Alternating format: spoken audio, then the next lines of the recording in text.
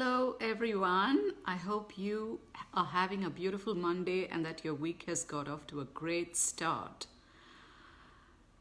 I've been thinking about this question because so many people come to me talking about how difficult their life is, how many struggles and stresses and worry keep them down all the time.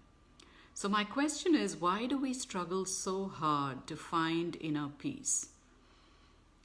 And there are three aspects that I want to draw your attention to in this video. And these three aspects are really aspects of our human selves. And if we ignore these aspects, chances are we create more suffering for ourselves. The three characteristics of our human existence in a human body are impermanence, dukkha, and not self. So let me address this one by one. Just as the characteristic of fire is heat, you can't find fire which is not hot. Fire is heat. The basic characteristic of fire is heat. Similarly, the basic characteristics of a human journey are impermanence, dukkha or suffering, and not self. So let's talk about impermanence first. Everything that is animated with life is impermanent.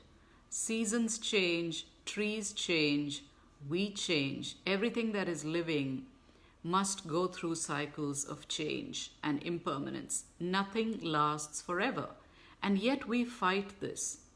But when we are subject to the laws of nature, and impermanence is such a big law of nature, we must understand that we must flow with the idea of impermanence and not fight it or resist it.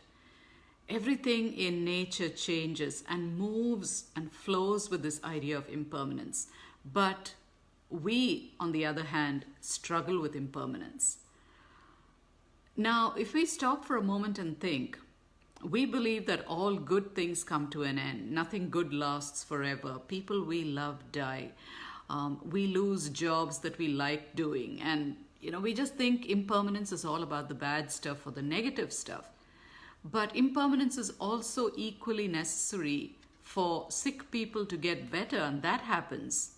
For people who are earning $2,000 a month to be able to earn $5,000, that too changes, right? That's not a fixed thing. It's not something that's permanent and a given forever. So impermanence works both ways. Bad things change for the better, and good things can change and deteriorate in our lives. So when we understand this law of impermanence and we bow down to its wisdom, we can definitely create less suffering for ourselves. So that's the very first characteristic of being a human on this journey. The second characteristic of being a human is what the Buddhists call dukkha. Dukkha means suffering.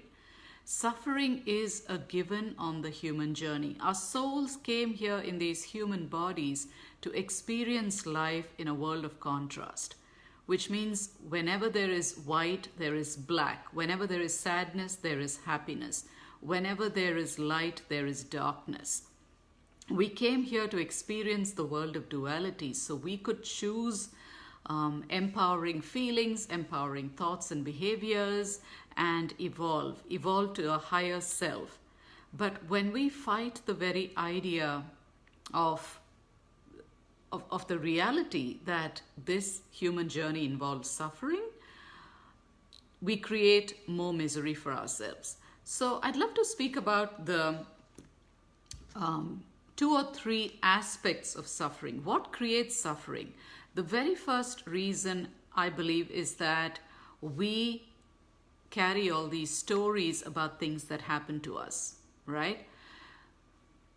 I posted something on my Facebook business page today which says, everything that happens to us is an event, but the meaning we make of it, the story we create around it, is what determines whether we feel empowered or disempowered. So when something happens to us, it's just an event. When we attach meaning to it and we make up a story about it and we say this shouldn't have happened, or I don't like that it happened, or it should have happened differently, or so and so is mean for treating me the way she did, when we make up that story, that's what creates the suffering. So that's the very first piece. We need to give up the story. We need to change our script about what we are saying. The second thing is, the second reason for suffering is clinging and craving. So we have a tendency to cling to sensations and feelings and emotions that are pleasant, and we run away from what is unpleasant. So we cling, we look outside ourselves to create happiness, and we look to people and situations and things that we believe bring us happiness and pleasant feelings. So our clinging is a way of wanting more and more of these things that we think will bring us happiness, whether it is a romantic partner, whether it is the newest brand of shoes, whether it is designer clothing, whether it is taking the next workshop on spirituality, whatever that is for you. We believe that our happiness exists in chasing after stuff outside of ourselves. So what happens is we become addicted to pleasant feelings, and we start clinging to pleasant feelings. We start craving more pleasant feelings. We want to create more and more of the stuff that brings us happiness. But happiness is an inside job. No one can make you happy. Nothing can make you happy. And if you're telling yourself that that is not true for you, that you do find happiness from externals, my guess is that those things are pretty temporary. Soon the person you're with is going to do something that hurts you or upset you. The designer clothes that you buy will bring you joy, and you'll enjoy wearing them the first few times, and then they lose their allure. It's that way with anything that's external. Now, that doesn't mean I'm saying you shouldn't have romantic partnerships in your life, or you shouldn't wear designer shoes or clothes. That's not my point. By all means, be happy, do the things that bring you joy, but don't depend on that to create your happiness. Happiness, like I said, is an inside job. So if the designer shoes and the clothes and the romantic partnership are taken away from you, can you still be happy? Can you still be happy with who you are inside of you? That is the question you need to ask yourself. So the second cause of suffering is clinging and craving, and we need to stop the clinging and craving. Now, when there's a fire burning, in order to put out the fire, we need to cool the fuel. We need to cool the fuel that created the fire. It's no different with suffering. What we need to do is identify the causes and conditions that are creating the suffering in us. So ask yourself, why am I suffering? What are the thoughts and beliefs I'm holding about the situation or person that is increasing my misery? Is there something I don't see? Do I need to take action? Do I need to work with somebody? Do I need to go join a group or a community of like-minded people? Is my soul telling me that it's time to follow my dream? Am I doing things that light me up? Or am I just continuing to live life just because I need to exist and pay the bills? What is going on in your life that is causing this suffering? It's important to get reflective and identify the causes and conditions so that you can then begin to cool the fuel that starts the fire. And the third characteristic of being human is what I call not self. The Buddhists call it not self. And because I love certain Buddhist concepts, I like to say, I call it not self, but actually the Buddhists do. I see a few people have joined. Hi, Joanne. Hi, Maria. It's nice to have you all here. If you have any questions or thoughts about what I'm saying, go ahead and post them. And I'd love to have a conversation about this stuff. So the first aspect or characteristic of being human is impermanence. The second characteristic of being human is dukkha or suffering. And the third characteristic of being human is the not self. And let me explain what I mean by that. As a personality, we have thoughts, emotions, feelings, beliefs, behaviors, and all of these together make up the person you are, make up the person that I am. But if you take apart these things, if you take apart the feelings and the emotions and the beliefs and your physical characteristics, the color of your hair and the color of your eyes, is there a self that exists? If you think about a flower, what makes up a flower is the petals, the stamens, the stem, the leaves. So if you take apart all these aspects or characteristics that make up a flower, do you still have a flower? It's all these components when they come together that create the flower. It's no different for us. Our thoughts, our emotions, our feelings, beliefs, behaviors all come together to create the personality. And yet the personality is what we call the false self. Because remember, the beliefs and behaviors that you've been engaging in maybe for decades and decades are part of your conditioned self. They were given to you by your family of origin. Your parents taught you what to believe about money, about relationships, about being nice, pleasing people. They taught you what to feel about health. A lot of what you carry is beliefs that you have inherited from the family of origin that you grew up in. So your parents inherited this from their parents and their parents from their parents, and so on and on and on it goes. So when we really look at, are my thoughts, beliefs, behaviors, emotions and feelings the real me? The answer would have to be a resounding no. There is a true self that is so much bigger than your personality, that animates your life, and that is your soul. That is the essence of God, and that is who you are. You are a spark of divine light. But so often we don't live from that space. We don't live from the space of the true self. We are more identified with the false self. We are identified with our personalities, our labels, who we are, where we come from, what God we believe in. When we finally make the decision to let go of the small self or the false self or the not self, these are all synonyms for the same thing, then we have the opportunity to get in touch with our true self. And it is the true self that decided to show up here on this human journey. This is why you and I are here. We came here with purpose. We came here with meaning. We knew what we came here to do, and yet we lost our way. Hi, Jeannie. Hi, Patty. Nice to see you all. This is why we came here. And somewhere we've forgotten the plot, we've lost our way, and so we become identified with the small self that we are, the self that is the conditioned self, the self that was created by our parents and grandparents, by our culture, our religion, the church or temple we went to, by society, what society tells you is right and wrong, good and bad. You imbibed so much of this when you were little, when you didn't have a choice about what to believe in, and ask yourself, do I really believe this? So it's just become a conditioned habit that you've carried into your life all these years. But today you have an opportunity to stop and review your life and ask yourself, just because my family taught me all these things, just because I believed in this, it's been a pattern my whole entire life, does this serve me today? Does this serve me today? Is this what I need to continue to believe moving forward? Or is there a better way that I haven't even considered? Is my heart open to a new way of thinking and feeling about things? Is there a tribe of like-minded souls out there who I can connect with, who will empower me and uplift me and teach me something that I'm ready for?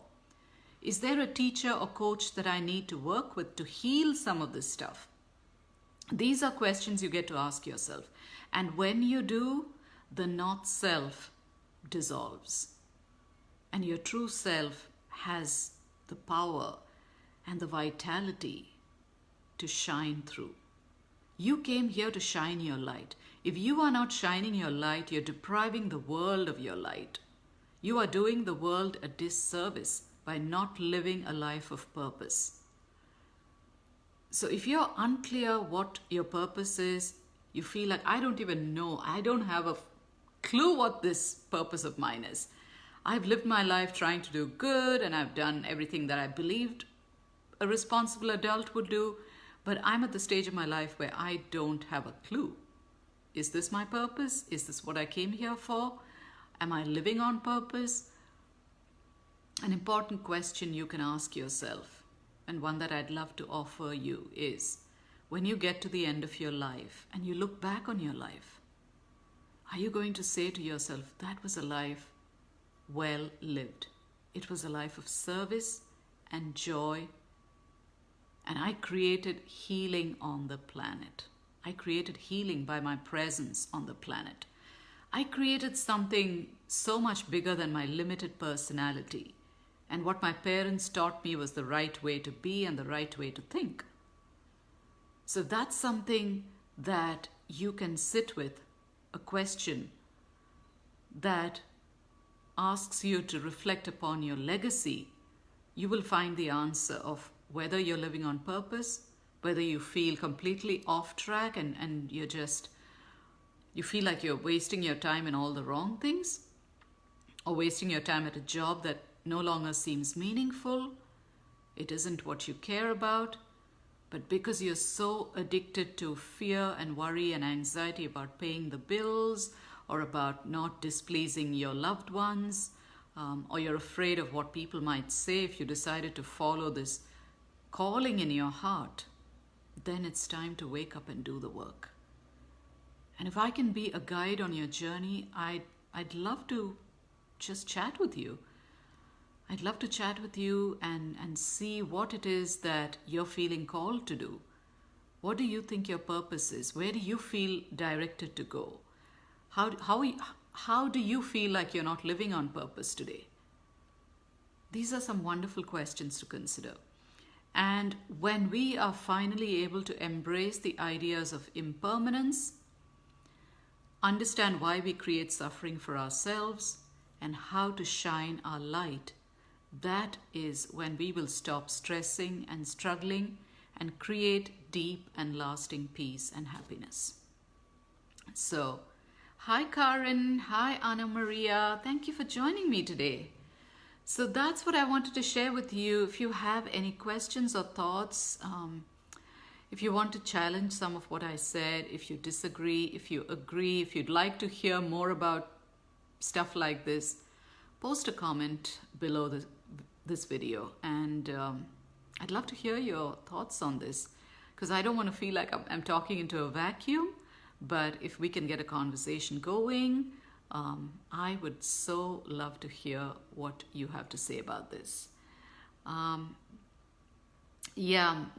Maria says, it's amazing how sometimes an illness, in your case cancer, can put you back to feeling your true self, your divine spark, and finding your own tribe. It's so important. Thank you so much for sharing that, Maria. That is true. For many of us, it is a crisis that is a wake-up call, right? In my case, it was my mother's death that woke me up to my calling. I always knew I had a purpose, but I hadn't really been mindful or determined about creating a life of value and meaning. And my mother's death just changed all of that. I woke up. That was the moment of my awakening. And I'm so happy because that moment woke me up to my truth, to how I can live this life with authenticity and create peace and joy and lasting happiness for myself. And this is why I'm passionate about sharing this stuff with all of you. Hi, Shirley. Hi, Lenore. Thank you for joining me, you guys. It's so nice to see so many of you here. So do you have a question that I can help answer? Do you need some coaching? Do you need some inspiration? Do you need more videos like this? Let me know what you want, and I'm happy to serve you. But this is what I wanted to share. We must learn to embrace impermanence. It's a natural law of life. We must learn that suffering is part of the human journey, but we must also identify the causes and conditions that create suffering in our life and find a better way to live our best life. And when we do both those things, then we can begin to dissolve the false self and begin to live more and more aligned with our true self. It is a wake-up call, right? Yeah, it is a wake-up call. Oh boy. We wander through life sleepwalking, sleeping or sleepwalking, and then something happens, which is a moment of, it's like a jolt. It really feels like a jolt in the heart. Wake up, or it's going to be too late, and you're going to get to the end of your life and find that it's over. And I did not want that. I wanted to live my life creating meaning, creating joy for other people and for myself. And I have managed to do that, and this is why I passionately teach about this and speak about this as a way to wake up other people who are feeling like their lives lack meaning and purpose, that they're waking up every morning just to go to a job and, come back home and be with their kids and their husband, but inside of themselves there is an empty corner that's aching, that's hurting, because they know there's something more to this life, but they don't know what it is and they don't know how to find it. So if you are one of those people and you're listening to my words, this is not an accident. I invite you to go deeper and ask the questions that I've shared on this video. If you missed it, if you haven't been listening from the beginning, I invite you to go back and listen all the way from the beginning. Well, thanks so much, ladies, for joining me. It's been such a pleasure spending this time with you. And as always, if you have a question or a comment, please post it below the video. I will see you next time I have something to share. Bye.